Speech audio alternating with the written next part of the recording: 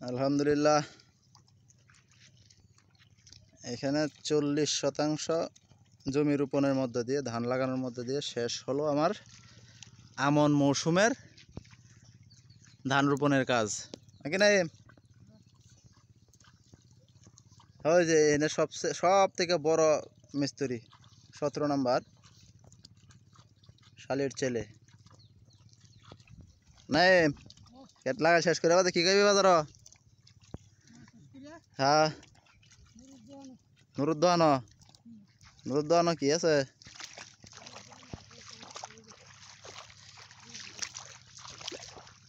এই বিলের মধ্যে আমার ক্ষেত ছাড়া আর কেউ ক্ষেত লাগানো বাকি নাই।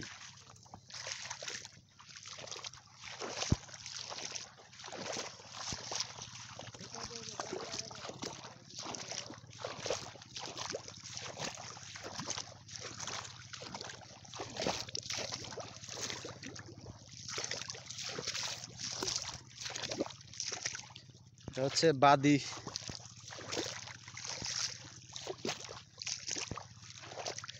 নিচা জমি বা পানিওয়ালা জমিগুলো লাগানোর জন্য আমরা আগে চারা রোপণ করে রাখি, পরে এগুলো বড় হইলে এখান থেকে বাইঙ্গানে আবার একটা দুইটা করে কাটিতে লাগানো হয়।